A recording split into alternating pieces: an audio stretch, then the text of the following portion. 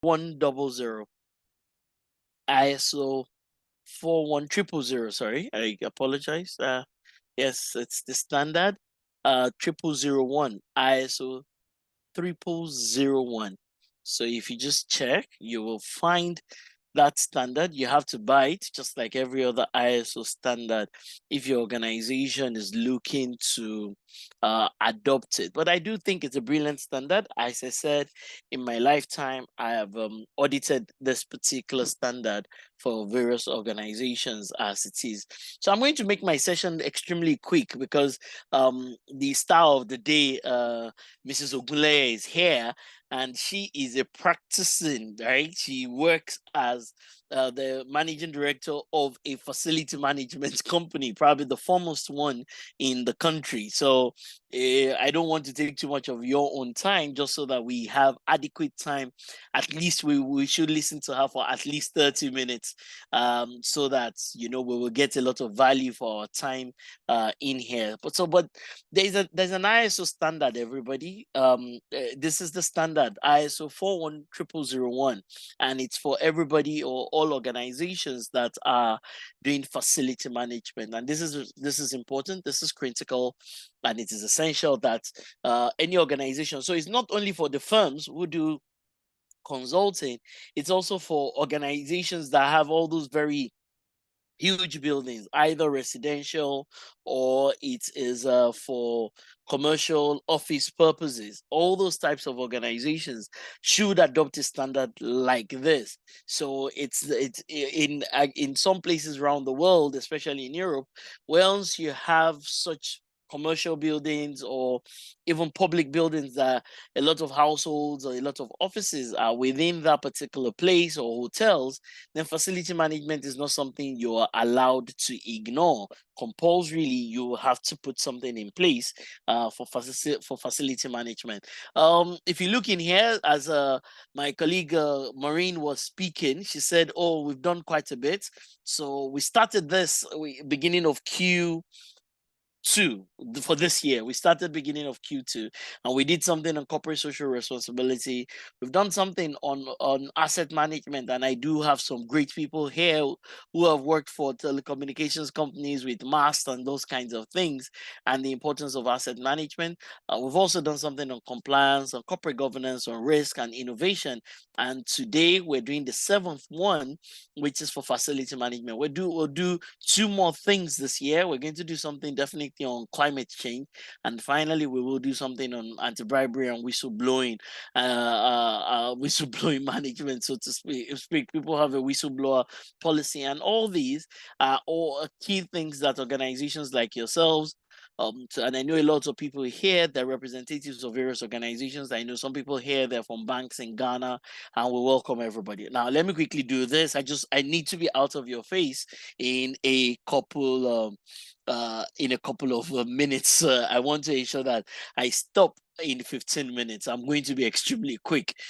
This is the standard, and I'll just go to some key areas within the standard. So if you look at the standard for the people who are on this call and they're kind of familiar with management systems, ISO standards. So you will see this particular one. It's got something called understanding the context of the organization, which means that you can't really do this or you can't just take something that's some building has used. You can't just slam it onto another. You've got to customize it. So that's what 4.1 means.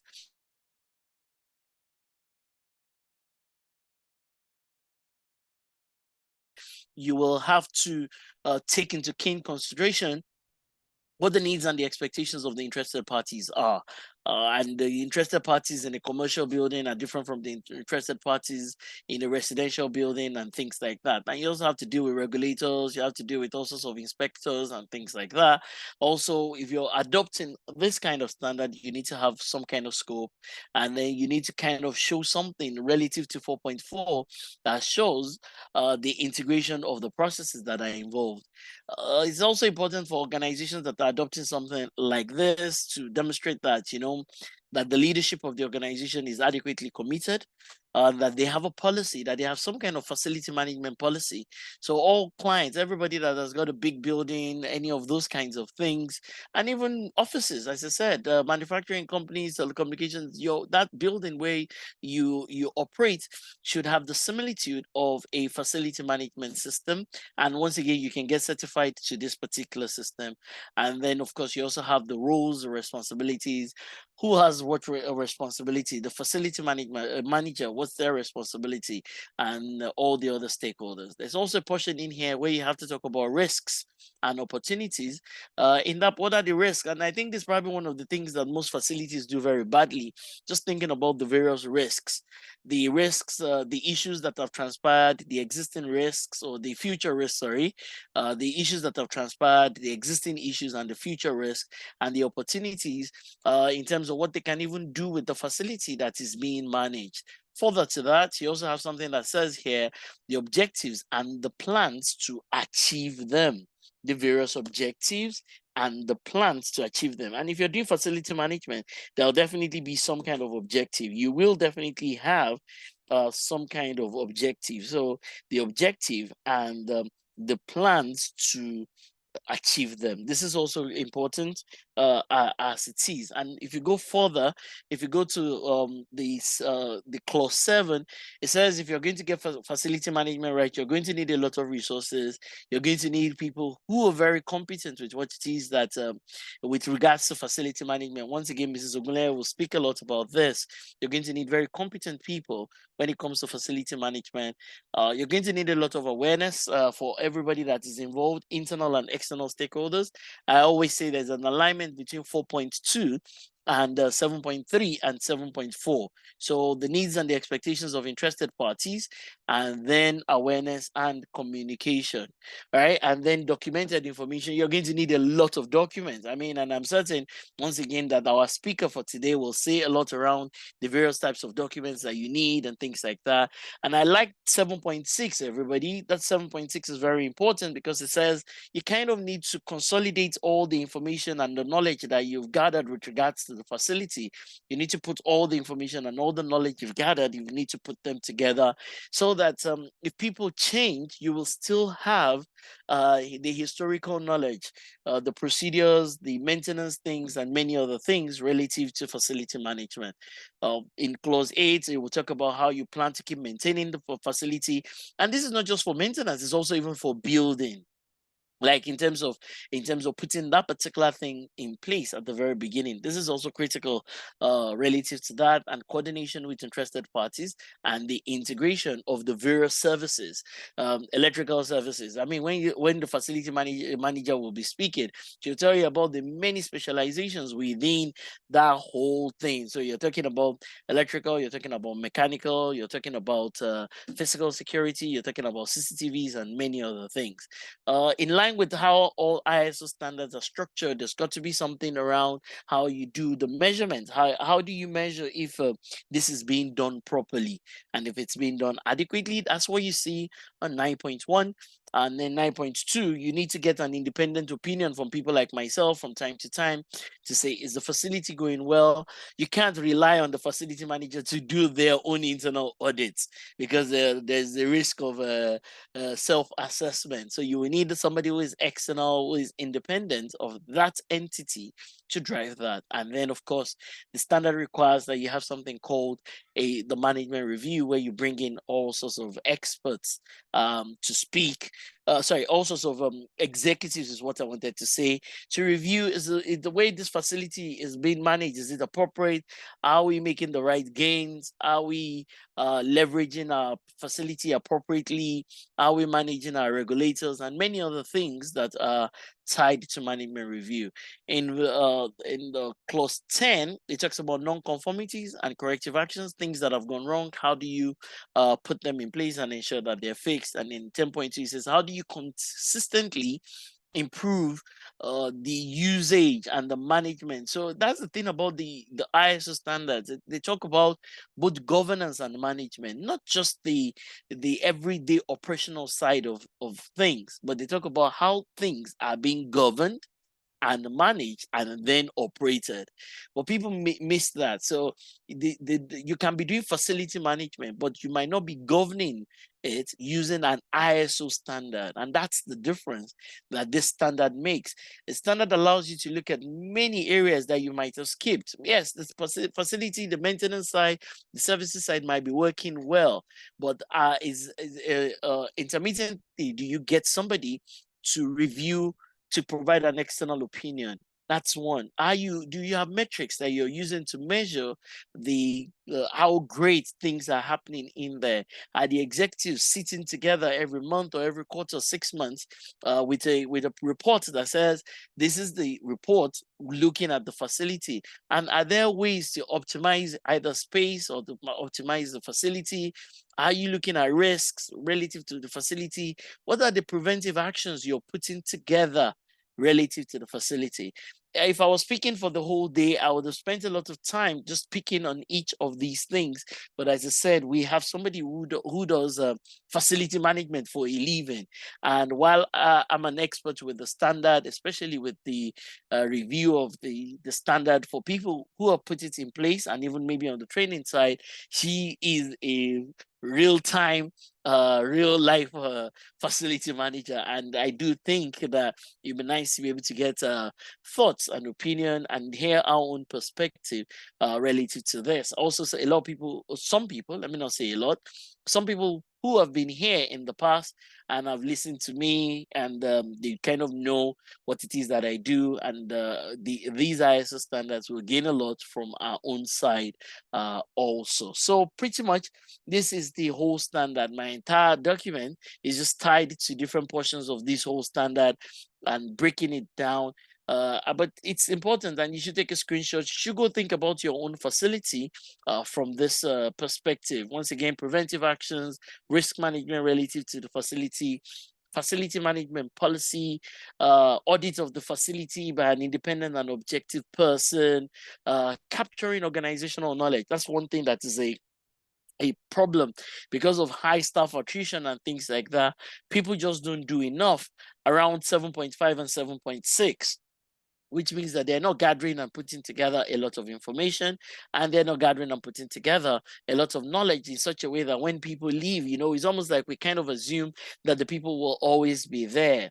And that's a fallacy. People won't always be there. So it's important that we get the organizational knowledge, that we get it right as it is. So I won't speak too much about this, and I'll just have one more slide and I will hand over.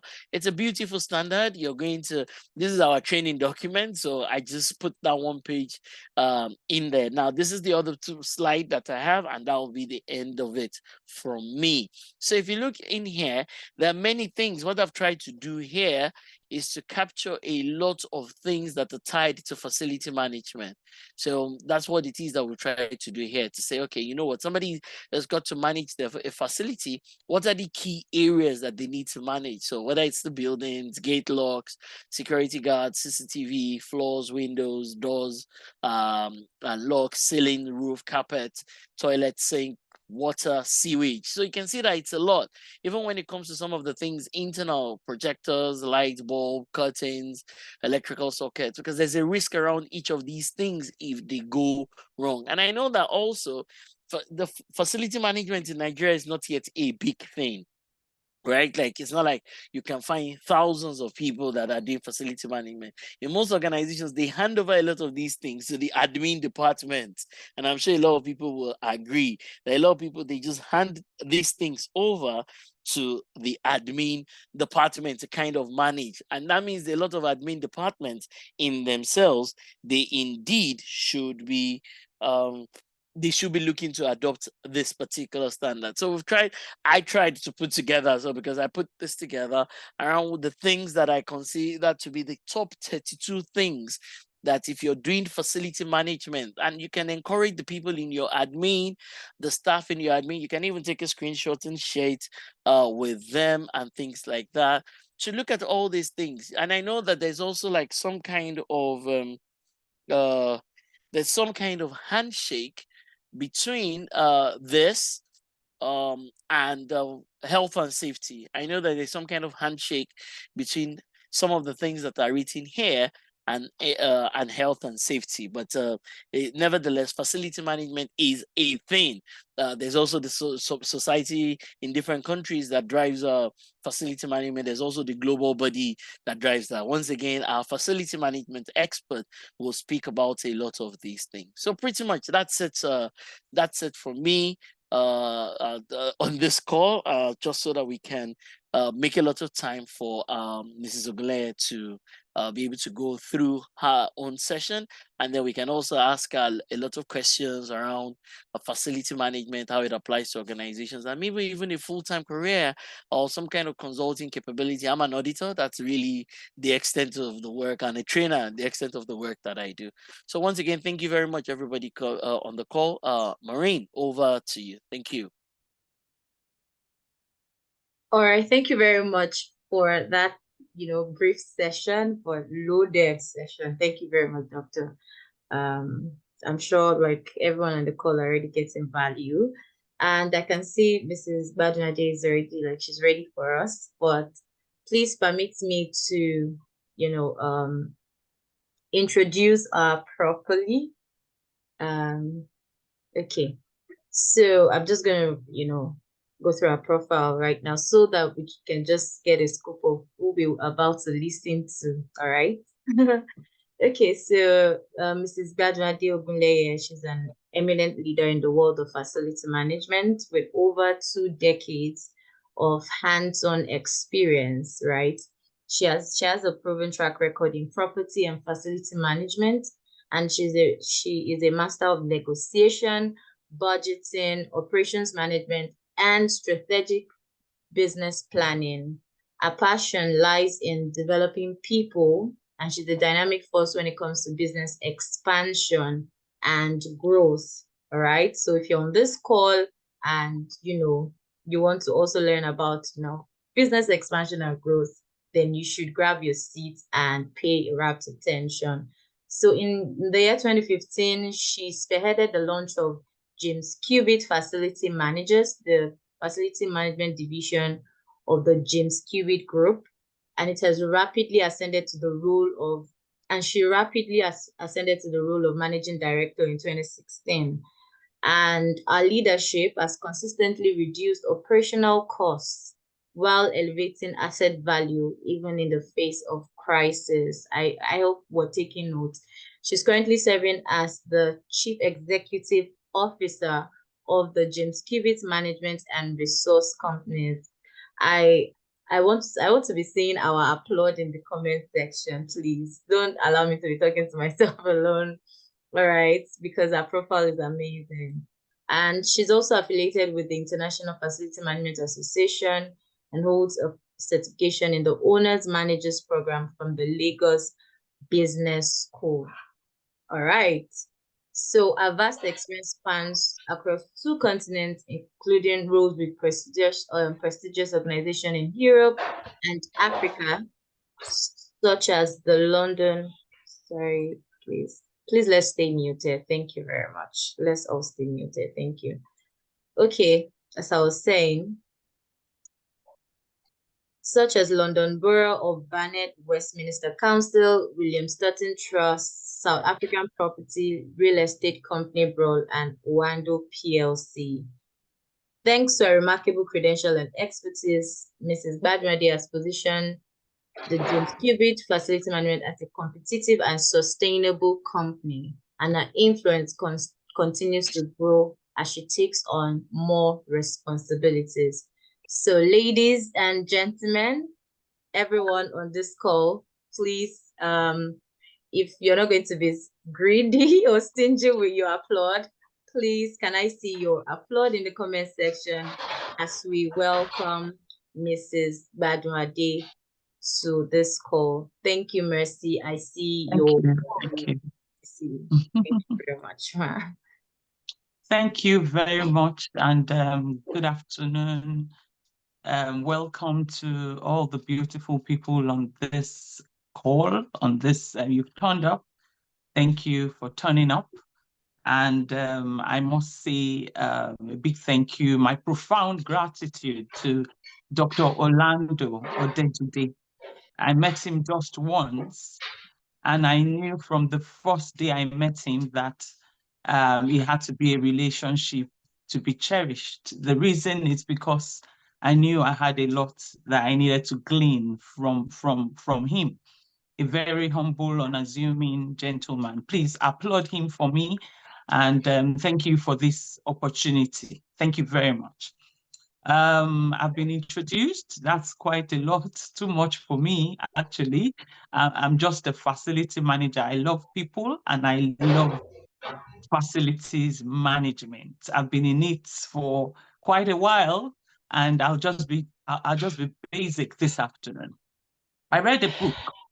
So we're going straight to the business, and the business is unlocking excellence in facilities management with ISO 41000. Dr. Orlando Odejide is the guru there. I'm going to be focusing on the profession, which is facility management itself. I read a book, and the book spoke about, the title of the book is How the Best Leaders Lead. How best leaders lead, and there's a methodology there called the Lombardi's method. Lombardi's method. He says in times of crisis, you would agree with me that all over the world there's crisis. In times of crisis, the leaders don't change the players. They don't change the play. They don't change the aspects that had to do with the team. They focus on the basics. Where we focus, you just get brilliant on the basics. So I'm going to be focusing on some basics today, which is you find missing a lot of times. Quite a lot of people head for this international standards and certifications and ignore the basics. So we're going to be going basics, treating some of the basics today. So please bear with me and listen to what I've got to say. Yeah, so what is facilities management? Facilities management is a profession dedicated to supporting people. We're in the people's business. Anyone in that business without the people skill is in the wrong business, because from the beginning, end to end of facilities management is people. And it's not just people paying lip service. You must genuinely be supporting people, because you are actually putting a smile on people's faces. In the buildings, there are different types of buildings. We have commercial buildings, we have residential buildings. Facilities management cuts across every area of our lives, even including your home. If everything is not smoothly run, you wouldn't be at peace in that home. So you find out that people's business is what facilities management is about. I wrote here that my profession, and I'm proud to say my profession, ensures the functionality, comfort, safety, sustainability, and efficiency of these buildings, which people live, work, and visit. You find out that facilities, these building facilities, people live there, or you either work there or you visit. It could be a religious building used for religious activities. It could be a library. It could be for health services. It could be for leisure. It could be where you live, where you work. You want a place where it would be functional for you, would be comfortable, safe, and efficient for your use. So that is what facilities is about. Facilities management is about. Please, can I go to the next slide? Thank you.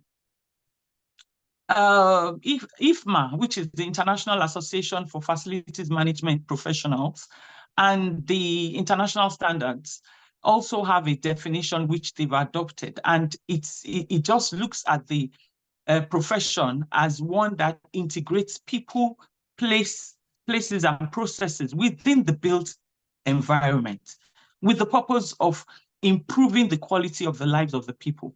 So, and that brings us to the 4 pillars of FM. That's people, like I said. It always starts and ends with people. Processes, then the buildings and technology. Then I'll be speaking about the four functionalities of a facility manager or a facility management company. Facility management encompasses broad range. You could see Dr. Odejide's list had about 32 items. I'll tell you, sir, you left out quite a lot. There's mailing, there's visitors management, there's concierge, there's quite a lot. It's such a broad profession that if you're not on top of yourself, if you're not organized, if you're not a very focused, committed person, you cannot excel in this profession. So to make it, like I said, I'm going to be making it as simple as possible and focusing on the basics. We've broken facility management services into two. And that is what either one of those items listed by Dr. earlier will fall within this category. The first one is hard facility management services. And these are services provided to keep the technical, it has to do with the technical side of the building, the physical aspect of a facility, to make sure that the physical aspect of the facility is run smoothly. And I listed some here, the heating, ventilation, air conditioning, servicing, and installation of the air conditioning, the gas, plumbing, lighting, electrical and mechanical systems, the fire safety systems, the building maintenance itself. You know, it has a lot to do. I mean, it could be carpentry, it could be civil. There's quite a lot there under the categories. I can't just list all of them, but there are quite a lot there. There's door, there's a gate. From the beginning, as you enter into a building, everything in the building is supposed to be fall into one of these categories, and it's supposed to be run smoothly. Where you have a highly effective facility manager, a company. We also have the second category, which is the soft services. The soft services has to do with the non-technical, non-physical side of the building. So when you get to a building and you can see the greenery, the landscape, the ambience, it's the look and feel of the property, the cleanliness of the property. You know, you don't see waste overflowing outside. Everything is just smooth. You go in, there's no odor, the look and feel is actually attractive. I mean, because I'm a facility manager, when I go into some buildings, I just find myself looking for whoever it is, there's a facility manager there. And sometimes I hear myself say, well done. I can just see from the gates that there are some coordinated people here. There's some very fantastic facility managers here. And from the gate sometimes, and I'm sure you can, and what I'm saying resonates with you, you get to some building, you can just see disorganization from the gate. So one of I'll list out the services here, and I'm sure you understand what I'm saying. When we say soft, we mean landscaping and ground maintenance. Decorating, there is a lot under this. Decorating, Christmas is coming now. We're supposed to be thinking of how we can make sure that our premises, whether commercial, whether it's for religious activities, whether it's even a hospital, whether it's for leisure, we need to put some decor around to give it the look and feel, to give it that festive mood, you know. So you can see that's just part of decoration. And then we have catering services under there, vending, which would include the vending machines and water dispensers, cleaning and janitorial services, fumigation, waste management. All these things are important. You won't believe if you don't have a plan for fumigation in your building, you'll be surprised what you'll be seeing. I mean, if you don't have a schedule, Usually in commercial buildings, you do that fumigation once a month, depending on what the core business of that building is.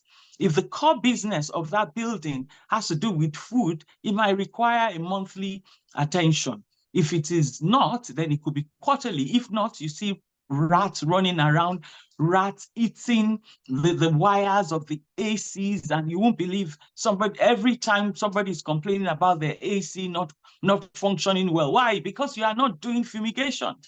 So what with it? And then sometimes you pull a drawer. It's in an office, and weevils are kind of bombarded the people's cereals in their cupboard because you don't have a schedule for just fumigation. There's cleaning, there's waste management, there's security services like Dr. Orlando mentioned. That one, there's a plainclothes one, there's CCTV, there's a lot under there, access control, all that falls under security services, valet services, space management, reception and concierge services. Those, and this is just few out of so many that still falls under that category. What are the functions of a facility manager? I started by telling you that we're in the business, in the people's business. We're in the people's business. So if you look at the definition of facility management, it's actually the integration of people, place, and processes in the built environment. And the outcome of it is to improve the quality of the lives of these people, whether it's in a residential building, whether it's commercial. Somebody should be looking forward to going to work. Somebody should be looking forward to going to that leisure center, not that they get there, they fall over because somebody hasn't done what they're supposed to be doing. Put people. And then if there's, their corrective maintenance, there's planned maintenance. So there planned maintenance schedule that, like Doctor mentioned, there's so many documents that you must have as a facility manager to be able to run a building. You can't just get into the building and begin to do things anyhow. There must be policies, there must be systems that would guide the response when things come up. If not, what you have is a lot of downtime. A lot, especially in our wonderful country, Nigeria.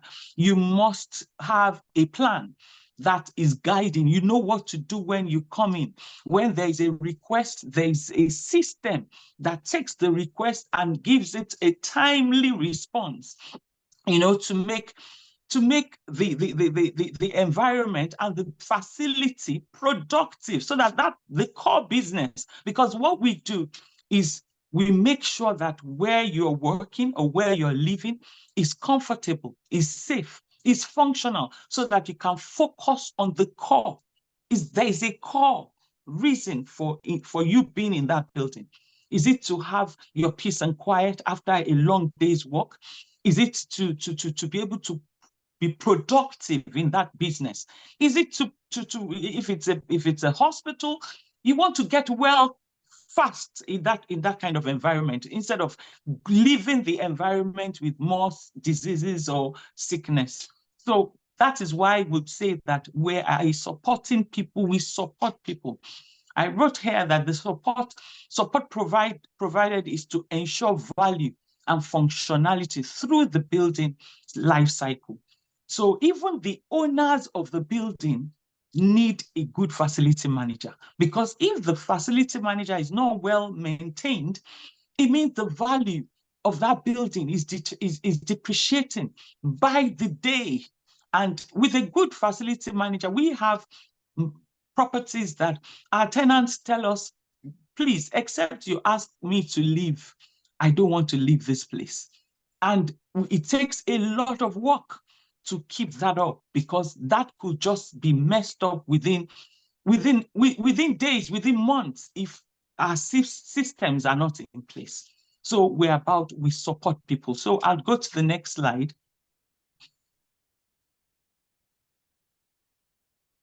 So we're still talking about the support that we give to people, and it's got to do with for example, employers want the best from employees. And the best employees require the best working environment to produce results. Facility managers play a key role in the morale of the wider company's workforce, as well as the tenants. Let's say it's a residential building. Their morale, especially, I mean, you look at when we had COVID, all of a sudden, people who used to go to work had to be staying home. We immediately had to review our policies and our plans to make sure that, because the way you run a commercial building is different from the way you run a residential building, is different from the way you run a multi-purpose building. So they all have the facility management style or plan would have to be adapted to the use of that building. So we immediately had to change our plans when COVID came, and to make sure that we're making the house conducive for people to now work, to do more work as opposed to come to live. So that's just an example. While supporting the people who own and use the facilities, it is important that the facility manager ensures the place being maintained is functioning to its full potential. Very important. This means costs and effectiveness of output from all users must be balanced. That building can be a huge hole in the pocket of your bosses. But at the same time, with a fantastic plan, a proactive plan, you can actually turn that facility round. Instead of it to be a huge cost center, it could be adding value to the business, making people want to stay, do more work, because now we do a lot of hybrid. Some people even work from home. They only come to work once in a while. So facilities management has had to adapt itself with all these changes. But at the core of it is the support of the people to make sure that wherever they are occupying, for whatever reasons, they are safe and the facilities are functional and sustainable and efficient for productivity. We have to establish efficient working processes to manage buildings. Efficient work processes must be in place, tailored to the needs of the facilities. Like I mentioned earlier, the different facilities have different needs. And that is why when we go out to inspect properties, we don't just, we come up with a tailor-made plan for that building, because buildings, even commercial buildings, are different, because it would actually be based on the core of that company, of that organization. Even residences, they're different. There are some where you have a lot of people who are there, the kind of work you have, the demographics are different. All this information, very important for you to be able to put an efficient plan, a functional plan together to manage a building. The processes give the facilities management team clear direction and our clients' standard of expectation. So what happens is, at the end of the day, is customers that you're trying to meet their needs. You're trying to make the facility conducive and the most desirable place for them to live, to visit, and to work. So your plans and processes must be guided by the needs of your users. So it's important that you don't just put processes and plans together. You put that together with information that you've gathered, data that you've gathered from your customer service, your customer feedback sessions, which is very important that you gather, because that speaks to improvement, continuous improvement in facility management. Maintaining and optimizing the facilities. This is the core responsibility of a facility manager after the support of people. So we must maintain. If you don't maintain, if you don't have a good maintenance plan, that you're already working to fail. Because what you'll have is a very high percentage of downtime for water systems, for your power systems. Look, I mean, there were so many surprises when it came in the power sector in Nigeria that we immediately, overnight, we needed to be changing our plans like this, affecting our bottom line financially, as affecting everything. So you'll find out that you have to have a plan. Every building that you manage must have a plan. It's not possible for you to manage anywhere without a plan. And the plan is one that is spoken to by, that must be continually improved upon, because you must meet with the people you're serving. For example, we do what we call quarterly facility management reports. So every operation supervisor in James Cubitt would get to understand the building, because what I tell people who work in James Cubitt is, you treat that building as if it were yours. You know, you fall in love with the building. So what do? You record. There's a system by which we record everything that is happening with the water systems, with the generators. We have data. So when you're putting your facility management reports together, it's actually giving information on what is happening in that building, so that when you're planning for the next quarter, you know where your issues are. You won't begin to maintain an equipment that has reached the end of its life cycle. If you have your records and you have a good maintenance plan, you know when an equipment has actually reached the end of its life cycle. And maintenance will not be the work there, it will be replacement. So number 4 function is strategy and integration of technology relevant to the facility. Like I said, it has to be relevant to the building. You can't go to another building and copy what they're doing there without having a full understanding of the building that you want to put a facility management plan for, or a policy or systems. Managing facilities, maintenance activities manually or with paper-based systems has actually become archaic. And this is because of a lot of apps that we have now. You can actually see what is happening with your power systems, the AC, monitor your energy consumption, even from your mobile apps. And that's where we are going now. And that's where I'll advise a lot of us on this platform to begin to look into. It could be capital intensive, which is why quite a number of facility management companies are not going in that direction. But that is where we should be going, rather than depend on human, manual management, which would give you a lot of errors and you don't have consistent systems. So what are the 7 habits of a highly effective facility manager? A good facility manager is one who can transform, like I said earlier, one of the largest balance sheet expenditures, facilities, into strategic asset for business success. It is actually possible. It takes strategy, it takes planning, it takes data, it takes being intentional with all the information. Everything that is happening in a building is saying something. You must take note of it. And then not just take note and shove it, you must take note of it and use it. Yeah, can you go back to that slide, please, if you don't mind? This doesn't just happen accidentally. It takes refined set of skills, and that will take us to the 7 habits. I said habit because if you're a facility manager, there are things that would have to come naturally. It's not a very fanciful profession. In fact, I think very interesting people find themselves in that profession because it's a lot of work. So we'll go to the first one. But if you're a facility manager and you're on this platform, I would like you to just give yourself a clap, just applaud yourself, because you are wonderful. You are constantly solving problems.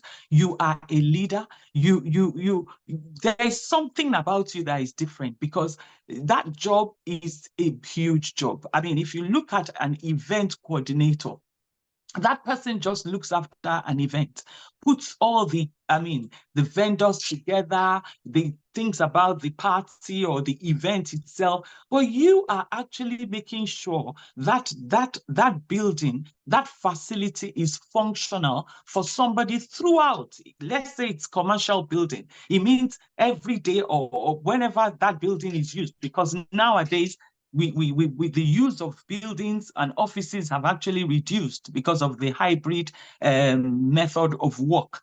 But yes, whenever that facility is needed, is up and running. You can imagine if something happened to my power here, I won't be able to speak. But a facility manager, I'm sure in doctors' system would have envisaged. I mean, we don't wait till the event comes before you start putting a plan together. You would have envisaged and dreamt it so that it comes smoothly and there are no interruptions. So the first one is you have to be a leader.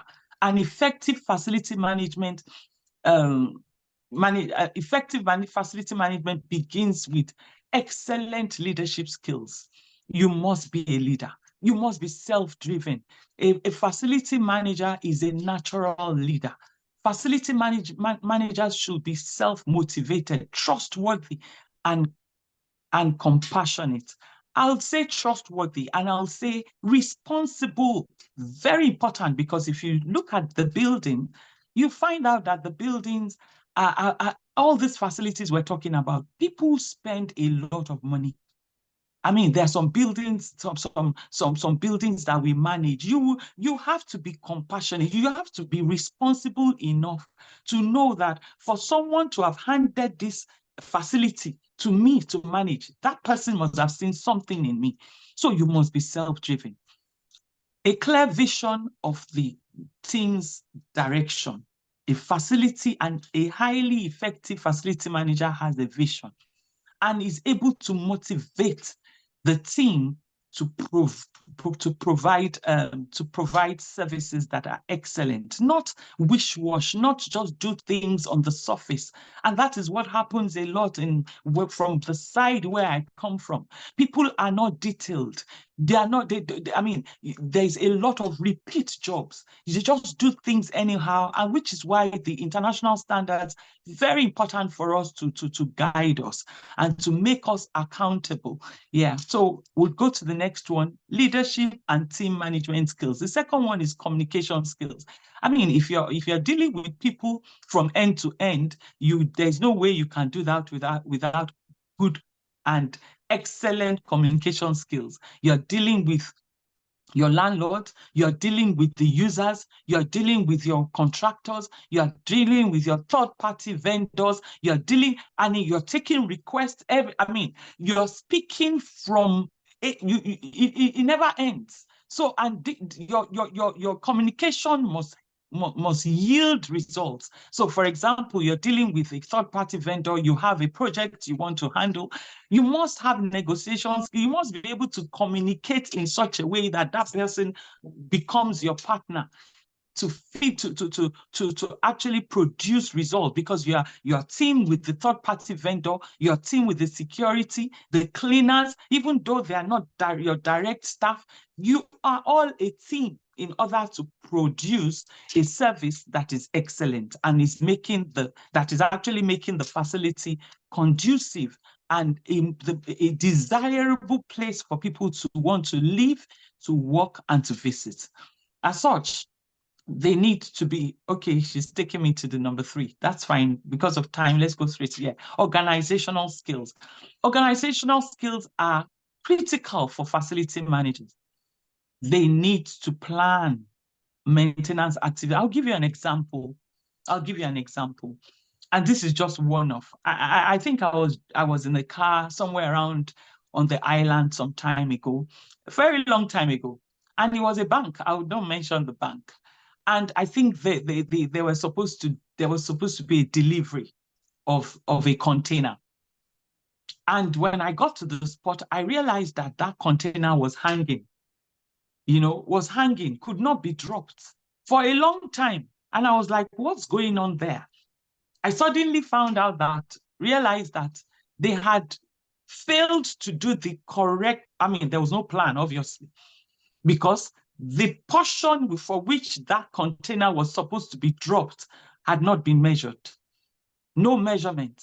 So somebody had said, giving approval for a container to probably to leave some kind of port, to come all the way, you know, the transportation cost, everything, and only for it to get to the island and it was hanging in the air, it could not be dropped. Why? Because where it was supposed to be dropped was not big enough for it to drop. So that's just one out of so many things that can happen if there are no organizational skills.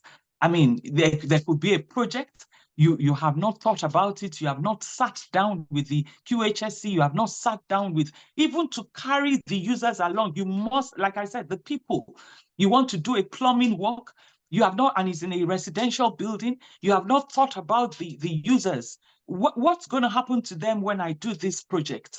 Is it going to shut off water and all of a sudden people that are supposed to go to work are calling? And what's happening to, so organizational skills critical, from handling maintenance requests to managing inventory and scheduling repairs. A good facility manager needs to stay on top of everything. Prioritizing tasks and balancing resources are crucial for maintaining a smooth flow of operations. Very important. And for an organization who is employing facility managers, very important for you to have plans. It's below standard to think that you can offer that service anyhow. No, it's not done. Number 4, that this is another thing that you do. You are just solving problems. Sometimes the problems come, if you are not calm, you don't, I mean, the kind of problems that you solve as a facility manager, you have to have that critical thinking skills, problem solving skills. Very important, because you are constantly solving problems. But for a facility manager who has taken time to plan ahead, would not have too many problems. I mean, and to solve those problems will not be too difficult, because you have thought about, like those items that Dr. listed out, you have thought them through. You've thought about when you've planned, there's a schedule we call plan preventive maintenance schedule. That one is like a Bible where every facility, every equipment is in that particular schedule with dates, periods for maintenance. So when it's time for fumigation, it tells you. When it's time for what your water treatment to be serviced, it tells you. When it's your generator run hours is due for, your generator is due for servicing, it tells you. Even when it's heading for the end of his life, it tells you. So if you have that kind of plan, some people have those plans, but they don't comply. They just do it for the fun of it. It's supposed to guide your facility, and that makes everything just smooth, and it reduces the number of problems that you have to solve. Then we have safety management. I think very key that your facility is safe. The environment is safe. I mean, the children, people, the environment, people who are visiting, people who are occupying, ensuring the health and safety of visitors and employees. And even depending on what kind of facility we're talking about, your job as a facility manager is to ensure the health and safety. In fact, in our properties and the buildings we manage, there is a register for recording health and safety issues so that we can include it in our quarterly reports to say, for this quarter, 0, that's what we recorded. For this quarter, we recorded this, and we must sit down to do the QHSE must have some sort of meeting with the operations supervisor to do an investigation to ensure that there is no repeat of such. So, and then there are emergency readiness plans, the emergency response plans that we have. So there's some cases where you have people turn up in in the facilities you manage, and there are emergencies. How do you respond? Are people prepared to respond to such? Yes, you must have such plans. They need to manage. Okay, so number 6 is technology awareness. It's very important to be aware technologically. We cannot continue the manual. I mean, we get to a stage. James Cubitt, I remember when I first set it up, when I started, we had just one building. Now I mean, recently we're in a building in Abuja that it's if you know the number of offices in that building. So how would you be able to do that manually? It's very important that we're tech. So with the continued evolution of technology, facility managers are expected to stay ahead of the curve.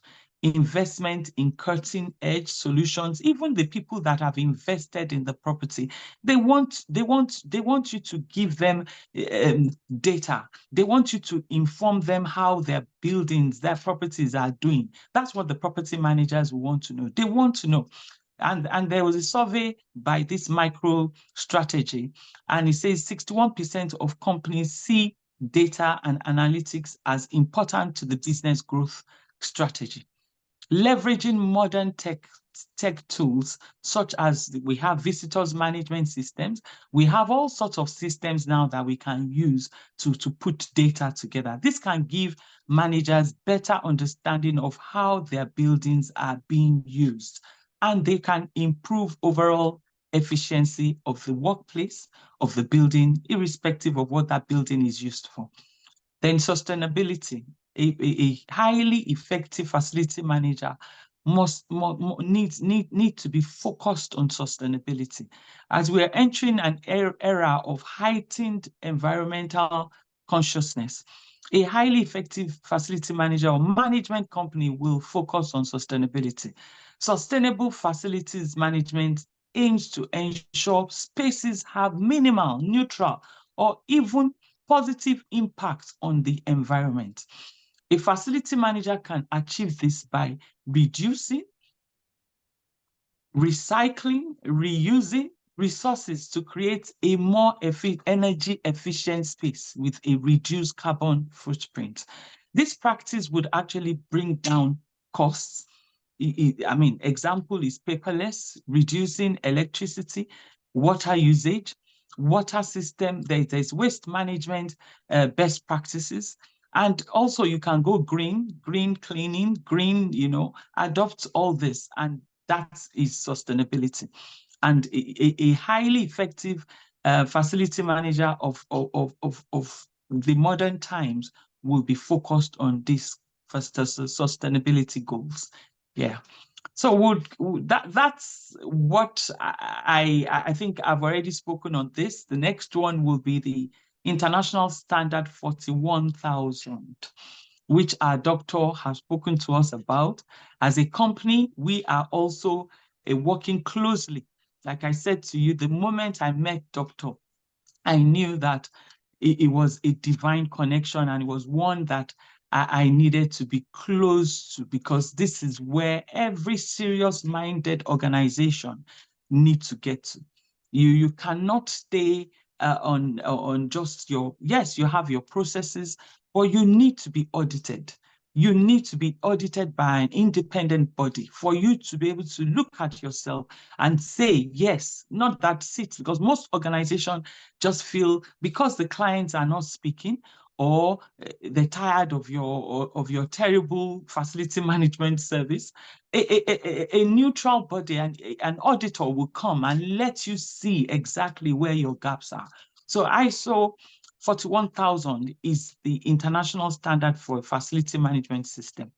It provides a framework to develop, implement, and maintain effective facilities management across different sectors.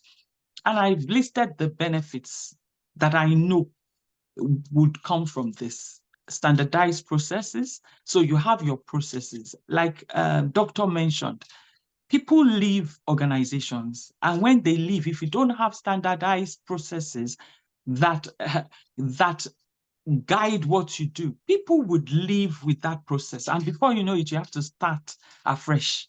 So you want international standards like this to guide processes that you have put together, to be a framework for the processes that you have put together. You have increased customer satisfaction.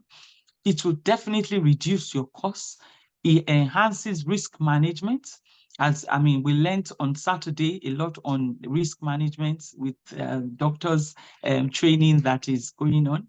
Improved resource management leading to improved productivity. At the end of the day, where our work is not just supporting people, we are supporting people to be productive, for improved quality of life. If you are living in a home, you should smile when you're going home. Not that you get to the home, the swimming pool is green, not well maintained, the grass, the landscape, you're not even sure if the water is clean.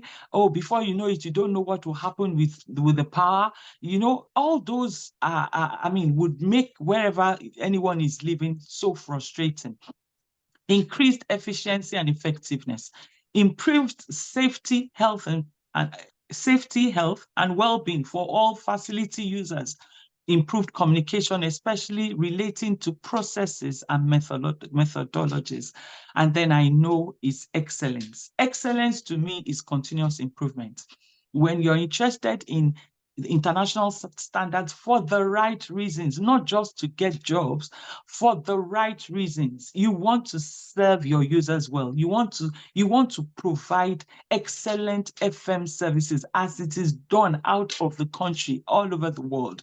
You know, you will be interested in this, and that's what you get when you get yourself audited or you certified by this international standards. And of course, there'll be growth because you now be opened up to companies that know that, oh, this company is serious and they know what they're doing, so that would bring me to the end of my very basic on the surface facility management service. Thank you very much. Thank you.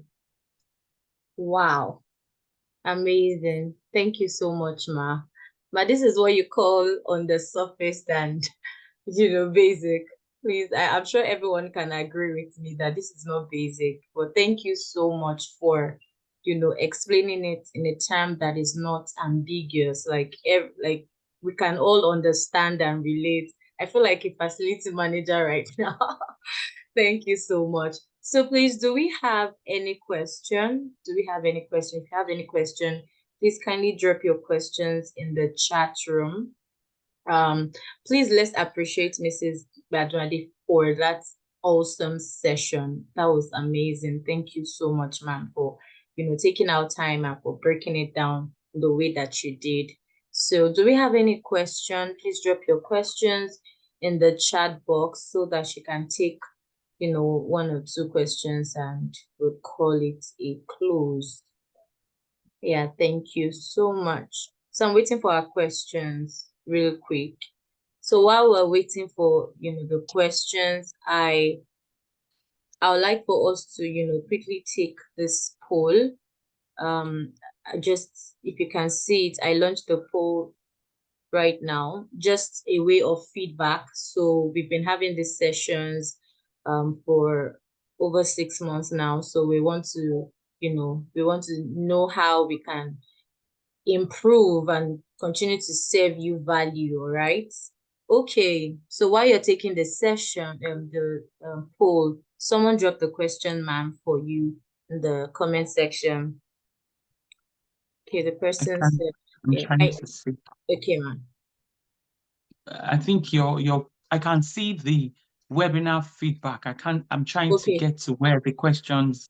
Okay, the question is, what is the difference between intelligent building infrastructure services and facilities management?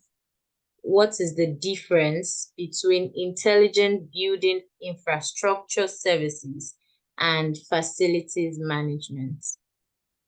Okay, thank you very much for that question. You see that I mentioned that what I did today is I just tried to, because I don't know I didn't have too much information about my audience. So the intelligent, I mean, when I mentioned that it's important that we, in facilities management, you tend to get a lot of information on a daily basis. You tend to get a lot of information on all the facilities that you're managing. So if I would say that there's actually is a higher level of facility management, because if you get all that information, what you do is you get more intelligent in making decisions, in putting your facility management policies and your plans together.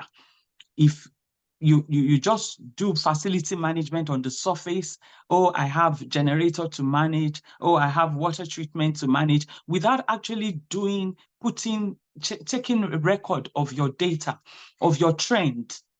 What happened the year before? Why did I have this? How many carpentry requests did I have? How many? That would help you to make intelligent decisions in your facility management, because it's quite, and that's why you need to be technologically aware of all the apps now, so that you don't have to take all this information manually. You have apps that are taking them automatedly in such a way that you can just put all this information together, and you can just understand what your building is telling you.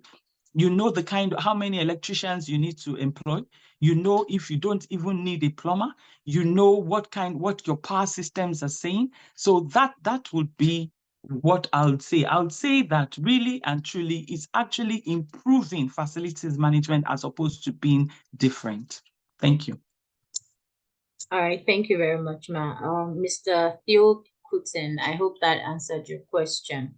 Okay, there's another question for you, ma'am. Someone asked that, will you call a tenant a facility manager? Will you call a tenant a facility manager? Well, I mean, I like the way you took it, and you're laughing as well. The truth is, everyone is actually a facility manager somehow. Everyone.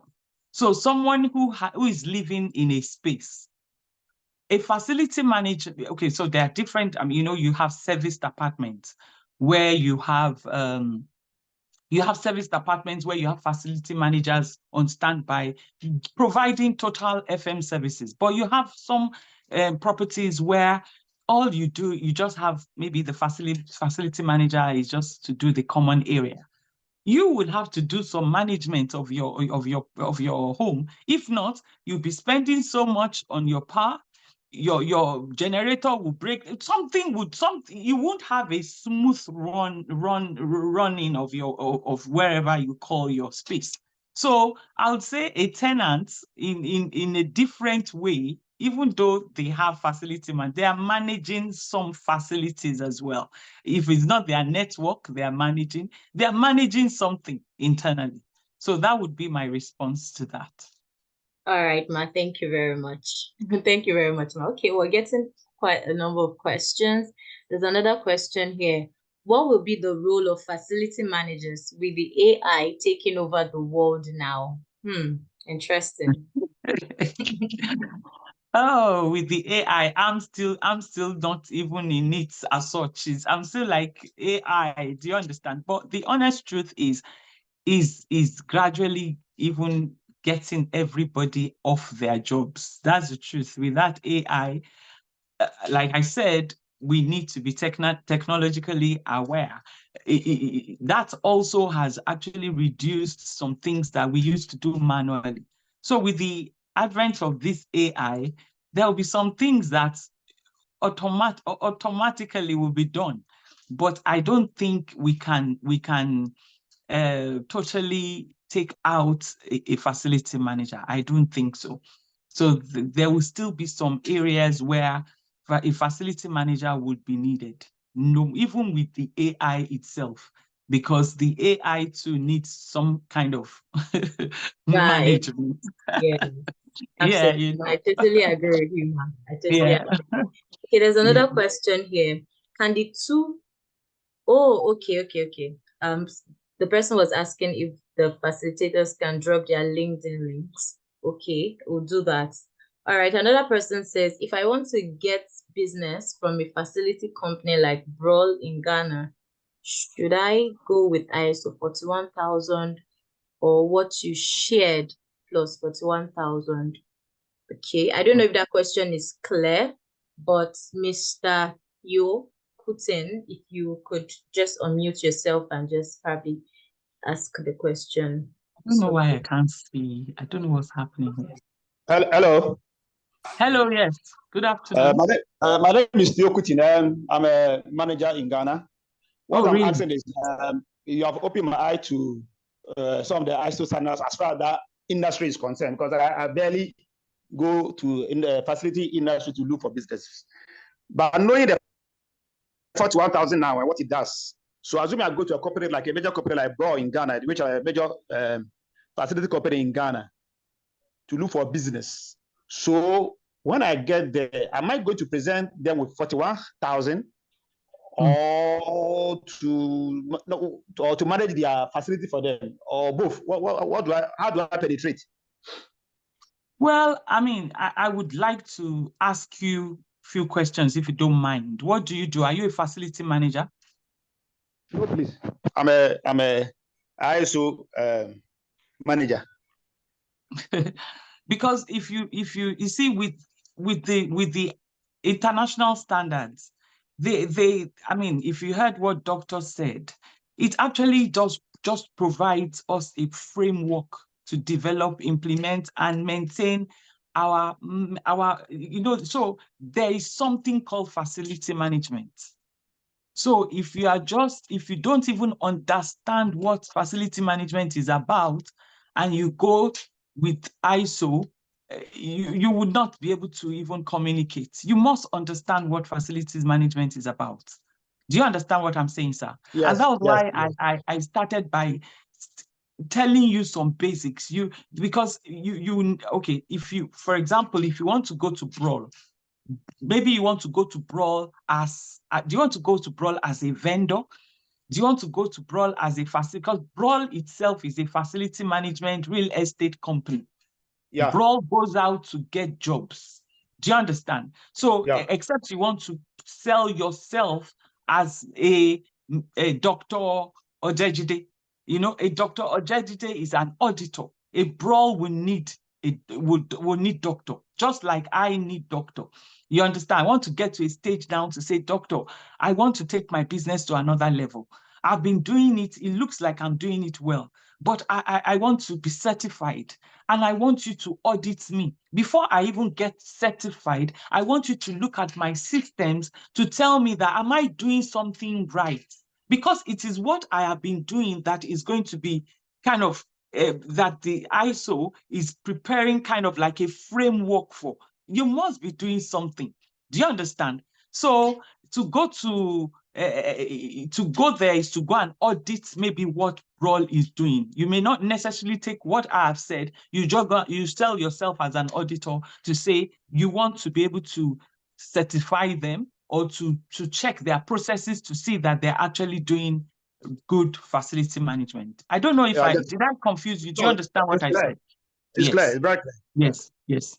But I must say to everyone on the platform that if you want the best job, it's facilities management. It's the best job, because if you do it well, you know that in this life, if you can solve a problem, you have the edge. So we always, if you can solve a problem, someone has a problem and you are able to bring the solution, and you can imagine the solutions that facility managers bring. As you can, I told you how long it is. So you are a superstar. So, sir, if you are thinking of coming into our profession, you are welcome, because it's the best place to be. But you must be a very there's some highly effective. There are some habits that I listed there that you need to consider. So that's it. Yeah, thank you. All right, thank you very much. Thank you for the explanation. Okay, so if you check the chat box, I already dropped the. I don't know why I can't see the chat box. I You don't know can't see what's the happening. chat box now. I don't know what happened to. Okay, let me close. Oh, now I can see it. I had Okay. something up, Okay. and okay. So let me see what's. Okay, so I already dropped Dr. Orlando and Mrs. Bajunade's LinkedIn account, so you can just go there and connect with them. All right, there's the last question. This is the last one we're going to be taking before we bring this to a close. Mr. Ibrahim asked if they'll get the slide. Yes, you'll get the slide as long as you register it to be sent to your mail. Thank you very much. So how would facility management help improve an engineering company? Okay, so an engineering company will be looking at their office, because an engineering company could be a service provider, even in partnership with a facility management company, or an engineering company could be a big company that has staff, engineers who come in and out to work there. So I don't know in what context. If it's an office space, what we've said is then a facility manager will look at your core business.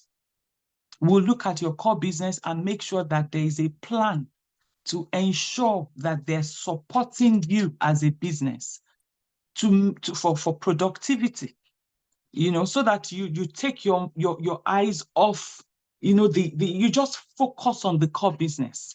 So it depends on what kind of engineering company we're looking at. If it's a partner with a facility management company, then that's a different context. But if it's an office space, then we will put a system in place. Your office would have to be inspected. Some kind of meeting would have to be done with your office, somebody there to understand the kind of business, what kind of work method. Is it hybrid? Is it full remote work from home? Or, so that the right plan is put in place to support your business. So that's it. All right, thank you very much, Ma. Thank you so much. Everyone, you'd agree with me that we have really, we've drank from the wealth of knowledge of Mrs. Bajwadi. Thank you so much, Ma, for taking your time to explain all these things and sharing from your wealth of knowledge. I'm sure everyone is going back home, to think about the things they've learned and to apply it in whichever way they can. So thank you everyone for joining. Thank you. Thank you very much, ma'am. Thank you to your assistant as well for doing a good job with the presentation. Okay, great everyone. I'm going to relaunch the poll, and yeah, if you can see it, just take it as you're going out. Thank you very much. So the slides will be sent to your mail directly if you registered for this webinar, all right, before you came in. So it will be sent to you. And also do well to check for other sessions on our YouTube channel. Please check the chat box. The link is there. Check us on social media and do reach out to us for your audit and advisory services. All right. So thank you very much. I'll see you next time. All right. Please have a great evening.